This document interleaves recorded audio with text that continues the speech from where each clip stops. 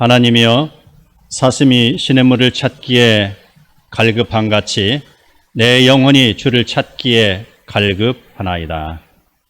내 영혼이 하나님 곧 살아계시는 하나님을 갈망하나니 내가 언제 나아가서 하나님의 얼굴을 배울까. 사람들이 종일 내게 하는 말이 내 하나님이 어디 있느뇨 하오니 내 눈물이 취하러 내 음식이 되었도다. 내가 내 성을 지키는 무리와 동행하여 기쁨과 감사의 소리를 내며 그들을 하나님의 집으로 인도하였더니 이제 이 일을 기억하고 내 마음이 상하는도다. 함께 내 영혼아, 내가 어찌하여 낙심하며 어찌하여 내 속에서 불안해하는가. 너는 하나님께 소망을 두라. 그가 나타나 도우심으로 말미암아 내가 여전히 찬송하리로다. 아멘. 우리는 세상을 살다 보면은 때로는 중요하게 느끼는 것들이 많이 있습니다. 그래서 대부분의 사람들이 추구하는 것은 돈과 그다음에 권력과 명예일 것입니다. 그런데 젊었을 때는 아마도 돈이 가장 중요하다. 또 중년의 나이에 이르면은 권력에 대한 욕심을 내려놓을 수가 없고요. 또 노년, 인생의 장년으로 그 나이에는 명예에 의하여서 내가 좀 더 높아지고자 하는 그런 마음은 아마 세상에 사는 사람은 누구나 다 같이 품은 그런 마음이 아닐까라고 생각됩니다. 그런데 자신의 생각대로 모든 것이 다 이루어지면 얼마나 좋겠습니까? 내가 세상의 돈을 다 가지면 얼마나 좋겠냐고요? 권력을 다 가지면 얼마나 좋고 또 명예를 가지면 얼마나 좋겠어요.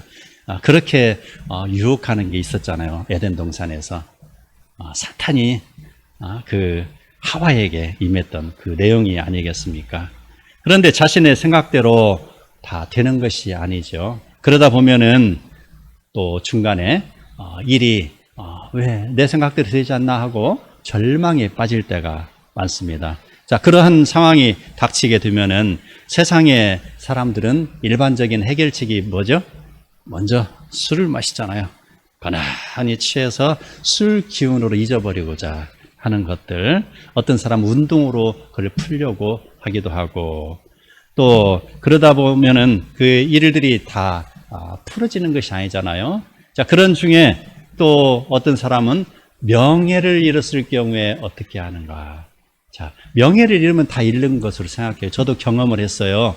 제가 굉장히 존경하는 그런 장로님이 계셨는데 무슨 연유인지는 몰라도 그분이 명예를 실추당하는 사건을 봤습니다. 그랬더니 그분이 세상을 다 사는 사람같이 모든 걸 다 하직하려고 그러는 거예요.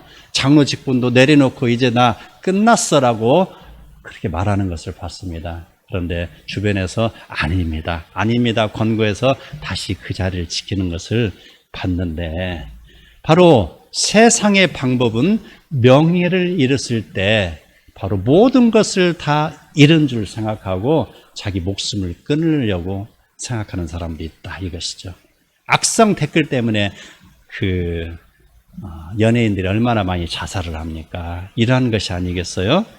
자, 세상의 방법은 낙심을 하면은 바로 인생이 다 끝나는 줄 알고 그렇게 괴로워하지만, 하나님을 믿는 백성의 방법은 뭐가 있습니까? 즉시 바로 하나님의 성전으로 달려와서 기도를 하잖아요. 무릎 꿇고 기도하면서 하나님께 자기의 상황을 고함으로 인해서 바로 하나님의 인도하심을 받는 좋은 방법이 있잖아요. 우리는 성경을 통해서 요셉이라는 인물을 잘 알 수가 있습니다. 그는 어느 누구보다도, 어느 탤런트보다도, 어느 장로님보다도 더 낙심의 상황을 당했잖아요. 형들에게 미움을 받고 부동에 던짐을 당하고 바로 이스마엘 상인들에게 팔림을 당했습니다. 그리고 그는 바로 보디발의 집에서 10년이요, 감옥에서 3년을 살은 사람입니다. 자, 그는 어느 누구보다도 더 크게 낙심할 요소들이 많이 그에게 있었습니다. 그런데 그는 바로 하나님의 인도하심을 받는 사람의 모습으로서 성경 어디를 봐도 그가 낙심했다는 말을 찾아볼 수가 없다라는 것입니다. 오늘 주어진 시편 42편 그 내용은 1절에서 그 5절까지의 그 내용을 봤을 때 시인은 자신의 문제를 제시하고 또 자기 자신이 답을 내는 그런 것을 볼 수가 있습니다. 이런 방법 문답식입니다. 스스로 문답. 그런데 1절에서 5절까지의 내용이 6절에서 11절까지 똑같이 기록이 되어 있습니다. 그 다음에 43장 1절에서 또 5절까지의 내용 속에서 동일하게 기록이 되어 있어요. 그래서 비슷하게 꾸며지기는 했지만 그 내용들을 보면은 바로 첫 번째 1절에서 5절까지는 내 하나님이 어디 있느뇨? 라는 그런 질문을 들었을 때 5절에 내 영혼아 내가 어찌하여 낙심하며 어찌하여 내 속에서 불안해하는가 라며 내가 여전히 찬송하리로다. 자, 이러한 내용을 또 6장 6절에서 11절까지 동일하게 보는데, 자, 10절에 내 뼈를 찌르는 칼같이 내 대적이 나를 비방한다 라고 했습니다. 그랬을 때도 동일하게 11절에서 말합니다. 내 영혼아 내가 어찌하여 낙심하며 어찌하여 내 속에서 불안해하는가. 그 다음에 똑같이 내 하나님을 여전히 찬송하리로다. 지금 똑같죠? 이어서 43장에도 똑같습니다. 원수의 억압으로 말미암아 슬프게 다닌다라는 것입니다. 그랬을 때 동일하게 내 영혼아라고 외치면서 내가 하나님을 여전히 찬송한다. 자, 이런 반복 기법을 3번이나 이어서 쓰는 것은 바로 그 시인이 이 내용을 강조하기 위한 것입니다. 성경에 진실로 반복하는 것은 더 강조의 깊이를 더하는 것처럼 지금 이 시인은 3번이나 반복하여서 말을 함으로 인해서 참으로 자기가 말하고자 하는 내용의 극대화를 이루는 문학적인 가치를 우리가 보게 되는 것입니다. 오늘 말씀 중에 표제어를 보면은 고라 자손이 인도자를 따라 부르는 노래라고 쓰여 있습니다. 여러분 고라에 대해서 알죠? 바로 모세를 대적하던 사람. 그랬을 때 그는 징계를 받아서 땅이 갈라지고 그 안에 바로 가라앉는 그런 벌을 받은 사람이잖아요. 그런 조상의 그런 문제로 인해서 고라 자손은 낙심할 수밖에 없었어요. 누구의 자손, 누구의 이 암흑의 후손 하면은 지금도 그 한국 사회에서는 고개를 두고 다닐 수가 없잖아요. 일제시대 때 한국을 팔아먹은 바로 그러한 것처럼 고라의 자손이면은 고개를 탁 떨구고 다녀야 되는 상황입니다. 그럼에도 불구하고 이들은 어떻게 하면은 내가 좀 더 하나님을 잘 믿을까, 하나님께 더 충성을 할까 노력을 했어요. 조상의 잘못을 반면 교사로 삼아서 그는 바로 그들은 하나님께 충성했는데 역대기서를 보면은 하나님께 충성하여 성전에서 열심히 봉사하였다라고 쓰여 있습니다. 또 시편을 보면은 바로 오늘의 말씀도 그 한 가지입니다. 고라 자손들이 찬양 대원으로 열심히 하나님께 충성을 한 모습을 봅니다.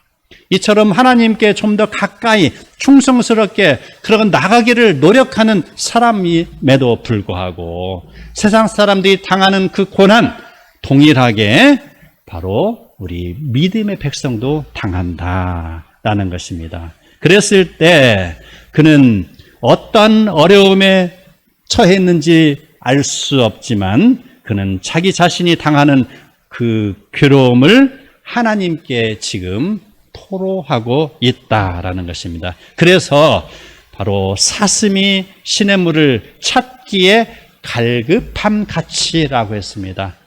내 영혼이 주를 찾기에 갈급하다라는 것입니다. 동물의 왕국을 보세요. 그 동물이 무리 지어서 쭉 이동하잖아요. 왜 이동할까요? 목초를 찾아서 이동합니다. 물을 찾아서 이동합니다. 물이 없으면 죽잖아요. 사슴이 시냇물을 갈급하는 것처럼 이 시인은 지금 자기 자신이 당하는 괴로움 때문에 하나님 찾기를 갈급하고 있다라는 것입니다. 내 영혼이 주를 찾기에 갈급한다고 표현해 있는 것이죠. 갈급함이라는 것은 헐떡거린다는 것입니다. 내가 하나님을 찾는데 그냥 하나님 하고 찾는 것이 아닙니다. 하나님 하고 지금 간절하게 찾는 모습이라는 것이죠. 어려운 일을 당했을 때 세상 사람들은 그걸 풀기 위해서 권력자를 찾아가기도 하고 점쟁이를 찾아가기도 하고 그곳에서 해결의 방안을 찾으려고 모색을 하지만 시인은 분명하게 알고 있습니다. 하나님을 찾는다라고 했습니다. 여기 1장 1절에 보면은 42장 1절에 보면 하나님이요 라고 이야기했잖아요. 분명하게 그의 달려갈 길은 하나님이라는 것을 알고 있는 것이죠. 그리고 말합니다. 내 영혼이 살아계시는 하나님을 갈망하니. 여기에서 하나님은 엘로힘 하나님을 이야기하는 것입니다. 세상의 여러 가지 신들을 이야기하는 게 아닙니다. 그 신들은요, 바로 잡신들이, 귀신들이요, 사탄이잖아요. 그런 신을 이야기하는 것이 아니라 엘로힘 하나님, 창세기 1장 1절에서 나오는 태초의 하나님이 그 하나님이 된다는 것입니다. 바로 삼위일체 하나님을 찾고 계신다는 것입니다. 바로 그가 찾는 하나님은 바로 엘로힘 하나님, 우리가 믿는 하나님이라는 것이죠. 그리고 말합니다. 내가 어느 때에 나가서 하나님의 얼굴을 배울까 생각하며 기도하고 있는 것이죠. 그가 당하는 괴로움은 3절에 정확하게 기록이 되어 있습니다. 사람들이 종일 그를 향하여 내 하나님이 어디 있느뇨? 라고 말하며 조롱하는 것입니다. 잠시 예수를 믿었다가 하나님을 떠난 죄의 그런 모습이 아마 그들이었을 것이다라는 생각이 드는 것이죠. 일반적인 성도는 어떻게 하면 좀 더 하나님을 기쁘시게 할까 고민하며 열심히 살아가고 있는데 요셉이 형들에게 미움받은 것처럼 지금 시인은 그 주변 사람들로 인하여서 조롱을 받는 대상이 되었다. 그래서 시인이 흘리는 눈물은 어떤 눈물일까요? 그는 음식이 되어 입으로 들어가는 것처럼 그의 눈물이 지금 줄줄줄줄 흘러내리고 있는 상태입니다.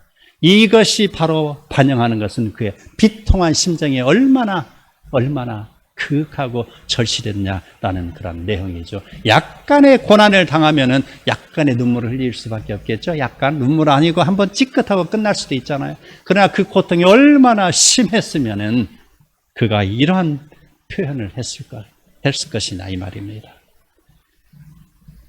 시인을 힘들게 하는 사람은 누구일까요? 전혀 그와 관계없는 자들이 아닙니다. 그가 전에 성의를 지키는 무리와 함께 동행하며 기쁨과 감사의 소리를 냈을 때 그들이 시인으로부터 도움을 받아 하나님의 집으로 인도함을 받은 그러한 자들인 것이죠. 가까이 있는 사람들이에요.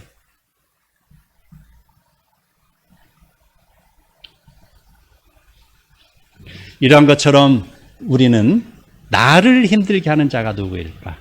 바로 나를 힘들게 하는 것은 우리 주변에 있다라는 것입니다. 전혀 나와 관계없는 자들이 아닙니다. 회사에서는 회사의 사정을 잘 아는 사람들이 회사의 돈을 빼가잖아요. 집안에서는 어때요? 집안 내력을 잘 아는 사람이 집안의 물건을 훔쳐가고 사기쳐 먹잖아요. 바로 나를 잘 아는 사람이 나를 힘들게 한다는 거예요. 나하고 전혀 관계없는 사람은 나를 힘들게 하지 않아요. 교회 간다고 핍박하는 게 누구예요? 모르는 사람이 핍박합니까? 가족이 핍박을 하는 거예요. 왜? 옆집에 아무개는 교회 안 나가도 잘만 지내는데 왜 당신은 그렇게 허구한 날 교회만 나가냐고 핍박하는 게 자기 가족이라는 것이죠. 세상은 나를 알되 완전히 알지 못합니다. 세상은 하나님을 믿으나 제대로 믿으려 하지 않습니다. 하나님을 단지 이용의 대상으로 생각할 뿐이요, 자신이 필요할 때 자기 호주머니에 잠깐 하나님 들어와 계십시오라고 집어넣는 그러한 부르짖음, 이것이 세상적인 신앙이다라는 것입니다. 신앙생활을 하다 보면 하나님 때문에 고난 당하는 일을 우리는 경험하게 되는데, 우리는 하나님을 믿되 어떻게 믿어야 돼요? 좀 더 잘 믿어야 된다는 것입니다. 우리가 잘 알고 있는 사도 바울, 어떠한 인물인가요? 우리 말씀 한번 보죠. 고린도후서 11장 24절 25절 시작. 유대인들에게 40에서 하나 감한 매를 5번 맞았으며 3번 태장으로 맞고 1번 돌로 맞고 3번 파선하고 일주야를 깊은 바다에서 지냈으며, 이뿐이 아니에요. 그는요 여러 번 여행하다가 강의 위험과 강도의 위험과 동족의 위험과 이방인의 위험과 신의 위험과 광야의 위험과 바다의 위험과 거짓 형제 중에 위험을 당한 사람입니다. 그리고 그는 또 수고하며 애쓰고 여러 번 자지 못하고 줄이며 목마르고 여러 번 춥고 굶고 헐벗었노라 라고 쓰여있습니다. 왜 그랬을까요? 세상의 사람들은 나를 억압하고 그 고통 때문에 지금 시인은 바로 고민이 되고 힘들어하고 있지만, 바울의 경우는 그는 스스로 이 고난을 자청해서 당하고 있다. 당시 그는 가말라엘 최고의 문화생입니다. 로마의 시민권을 가진 사람입니다. 무엇이 부족하여서 그가 이러한 고통을 자처했는지 알 수 있습니까? 세상의 방법으로는 알 수 없죠. 그러나 하나님의 방법으로는 그에 대한 답이 나오는 것이죠. 그 답은 그리스도에 대한 사랑 때문인 것이죠. 시인이 여러 그런 상황 속에서 너무 힘들어서 하나님을 애타게 부르짖고 있지만, 그는 분명 오늘 말씀 속에서 답을 알고 있는 사람입니다. 5절에 보면은 나옵니다. 내 영혼아, 내가 어찌하여 낙심하며 어찌하여 내 속에서 불안해하는가? 조금 전까지는 그 괴로움을 하나님께 토로했어요. 토로하지 아니하면은 자기 가슴에 멍이 드는 거예요. 화병이 생기는 거예요. 그래서 여러분, 그 어려운 일을 당하면은요 꼭 쌓아두지 마세요. 성전에 나와서 부르세요. 하나님께 애타게 부르짖으시기 바랍니다. 통성으로라도 부르짖으시기 바랍니다. 눈물이라도 흘리면서 부르짖으시기 바랍니다. 그랬던 사람이 이제 그가 답을 이야기하고 있잖아요. 어찌하여 낙심하며 어찌하여 내 속에서 불안해하는가? 라고 지금 스스로 답을 주고 있습니다. 낙심하다는 말, 고개를 숙이다, 몸을 엎드리다, 그런 내용인 것입니다. 자, 고개를 숙인다는 건 일반적으로 기도할 때 우리가 고개를 숙이는 것. 그리고 이 문맥상으로 봤을 때는 시인은 심한 우울과 슬픔으로 인하여서 스스로 고개를 숙이고 있다라는 것으로 볼 수 있습니다. 그러한 낙심을 이야기하고 있고요. 시인은 지금 영과 육 사이에서 줄다리게 하고 있습니다. 그래서 엄청난 갈등을 겪고 있는데, 육신의 마음으로는 지금 미움과 분노가 가득 차올라서 자기를 힘들게 한 사람을 원망하고 가서 한번 취업받고 싶은 마음이 간절했을 것입니다. 그러나 그는 영에 비롯된 신앙의 마음으로 이제 돌아와서 그러한 상황을 다시 기도함으로 풀어가고 있어요. 그 상황을 다시 차분하게 억누르고 있습니다. 그리고 그가 하나님께 기도할 때 아마 이런 음성을 들었을 것입니다. 아들아, 인내하라. 아들아, 용서하라. 그를 받아들이라. 그를 위하여 기도하라. 라는 소리.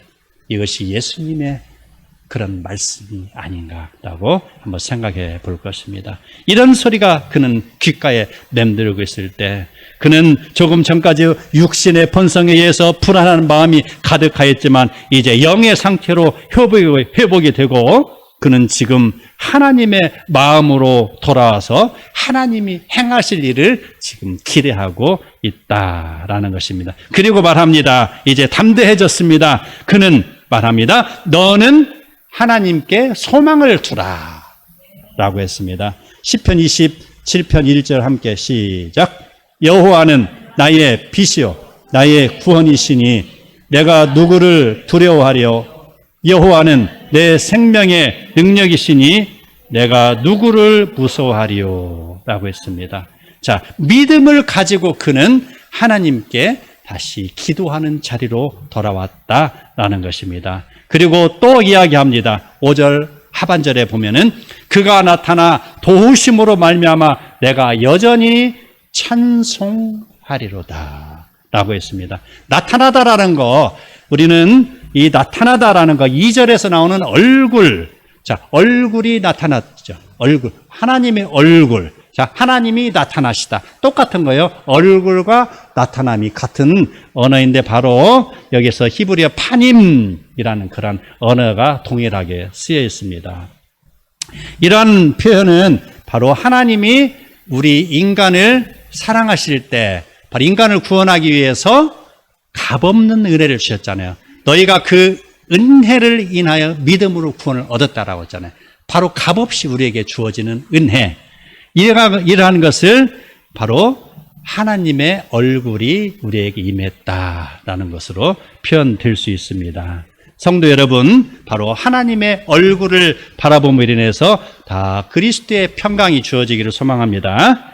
그리고 시인은 다시 하나님을 바라보며 이야기했습니다. 자, 하나님 얼굴을 바라본 자, 그 다음 단계는 뭡니까? 평강이 주어졌어요. 그 다음에는 그가 하나님을 소리 높여 찬송하는 것. 고통 중에 있는 사람이 바로 하나님을 만났고요. 평강의 그런 상황에 접어들었고요. 그 다음에 하는 것은 바로 찬송이다라는 것입니다. 이거 우리의 신앙의 그런 단계예요. 이 스텝이 이게. 그래서 우리가 기도할 줄 모르고 우리가 어떻게 신앙생활을 할 줄 모른다고 그런 말하지 마시고 이러한 단계를 잘 겪으면서 우리가 찬송하는 그런 복된 성도 다 되었으면 좋겠습니다. 웃으십니다. 우리 찬송 많이 하시죠? 예. 그리고 성도 여러분, 우리 살아가면서 우리를 낙심하게 하는 것들 많이 있죠? 자녀 때문에 우리가 낙심하고 있습니까? 아니면은 또 부부 문제로 아니면 경제적인 문제로 낙심하고 있습니까? 여러분, 하나님의 얼굴을 바라보면서 소망을 가지시기 바랍니다. 이러한 것처럼 우리가 주변으로 인해서, 주변의 그런 환경으로 인해서, 사람으로 인해서 내가 낙심을 받을 때가 있지만 때로는 하나님이 계획하신 그러한 일일 수도 있다는 것입니다. 그래서 우리 성도가 고통당하는 것은 어찌 보면은 성숙을 위한 훈련의 과정일 수도 있다는 것입니다. 크리스찬에게는 어찌 보면 우연이란 없다라고 말을 많이 합니다. 그래서 내가 어제 당했던 일, 오늘 당했던 일, 아니면 내일 당해야 될 일들, 이러한 것이 하나님의 보호하심 가운데 다 섭리적인 관계 속에서 이루어진 일이라 생각하면은 내가 그 다가오는 일들에 대해서 일희일비하지 아니할 수가 있다는 것이죠. 아까 말씀드린 요셉에 대한 사건, 그는 분명하게 그런 낙심의 그런 상황에서 어느 누구보다도 크게 작용할 수 있는 환경을 가진 사람이지만 그는 바로 스스로가 어느 누구에게 원망하지도 아니하고 그는 하나님께 더 가까이 나갔잖아요. 요즘 새벽 예배 계속해서 요셉에 대한 내용이 나오는데 요셉에 대한 인물이 참 귀합니다. 그는 바로 행정가요, 또 훌륭한 인격을 가진 사람입니다. 그는 교육에 능통한 자입니다. 그래서 사람을 대할 때 사람들의 그런 마음을 제대로 읽고 그 사람들의 마음을 갖다가 확 뒤집는 그런 지혜를 가지고 있는 사람이에요. 그것이 결국은 주변 사람으로 인해서 하나님의 그런 섭리의 과정 속에 들어오게 만드는 그런 독특한 지혜를 가지고 있는데 바로 그러한 요셉, 그가 바로 낙심하였지만 낙심하지 아니하고 그가 하나님의 뜻을 이루는 것, 그로 인하여서 야곱의 가족이 그 기근의 기간 동안에 애굽으로 이동하게 됐잖아요. 바로 요셉에게 다가오는 환경은 낙심이 아니고 바로 신앙의 근육을 강하게 만드는 훈련의 기간이었다는 것입니다. 하나님은 바로 성도 여러분을 통해서 하나님의 얼굴을 바라보게 하기를 원하십니다. 예배 드리는 것, 바로 하나님의 얼굴을 바라보는 것입니다. 예배 드리는 것을 생명으로 여기는 사람, 하나님께서 그를 생명처럼 도와주실 것입니다. 내 몸이 힘들고 형편이 어렵고 참으로 여러 가지 환경이 허락하지 않지만 인내하면서 예배 자리로 다가서는 사람, 바로 하나님은 바로 그를 지키시며 그를 끝까지 인도하실 것을 믿으시기 바랍니다. 절망하지 마세요. 내 형편이 어렵다고 낭망하지 마세요. 우리 빌립보서 4장 13절에 보면은 이렇게 나옵니다. 내게 능력 주시는 자 안에서 내가 모든 것을 할 수 있다고 말씀하셨습니다. 비록 나의 삶이 부족합니다. 내가 지금 몸이 약해서 움직일 수가 없는 것 같아요. 내가 지금 돈이 없어서 지금 당장 벌지 않으면은 내일 살아갈 수 없는 것 같아요. 그러나 하나님은 말씀하셨잖아요. 낙심하지 말으라고 했잖아요. 들에 백합화도 공중에 나는 새도 예수님께서는 먹이신다고 하셨잖아요. 믿고 나가시기 바랍니다. 믿고 걸어갈 때 하나님이 건강을 주시는 것이고 믿고 걸어갈 때 하나님이 먹이시는 것이죠. 내게 능력 주신 자 안에서 내가 모든 거 살 수 있다는 거 제대로 알으시기 바랍니다. 내가 아무것도 하지 않고 하나님이 나에게 무조건 채워주신다라고 생각했으면 그거는 오산일 것입니다. 내게 능력 주시는 자라는 것은요, 바로 절대적인 권능을 가지신 하나님을 말씀하시는 것입니다. 내게 능력 주시는 자 안에서라는 것은요, 하나님의 말씀을 듣고 내가 따를 때를 이야기하는 거예요. 그 말씀 믿고 순종할 때를 이야기하는 것입니다. 내가 힘들어도 바로 예배 자리로 향해서 걸어나가는 것을 이야기하는 것입니다. 믿음을 지키는 상태를 이야기하는 것이죠. 그랬을 때 바로 능력 주시는 자 안에서 그 다음에 무슨 내용이 나옵니까? 내가 모든 것을 할 수 있느니라라고 했습니다. 바울이 바울된 것이 무엇입니까? 그가 살인자의 그런 모습으로 스데반을 죽일 때 옆에서 시끄러고 있었지만 그가 예수님을 만난 이후에 그의 생활은 완전히 변했지 않습니까? 그는 예수님의 그 사랑에 덧입어서 이제 예수의 사랑을 위해서 자기의 목숨을 내려놓는 사람이 되지 않았습니까? 바로 내게 능력 주시는 예수 그리스도 안에서 그가 순종하고 걸어나갔을 때 그는 모든 것을 감당하는 능력을 바로 받았다라는 그런 내용인 것입니다. 예배드리는 삶을 최우선으로 여기며 살아가는 자에게 하나님은 피할 바위시오 산성이 되십니다. 오늘의 말씀 속에서 시인은 이야기합니다. 내 뼈를 찌르는 칼같이 내 대적이 나를 비방하며 내 하나님이 어디 있냐고 지금 조롱하고 삿대질하고 있지만 그는 그것을 극복합니다. 툴툴 털어버립니다. 너희들은 그렇게 이야기하지만 나는 하나님이 계신다.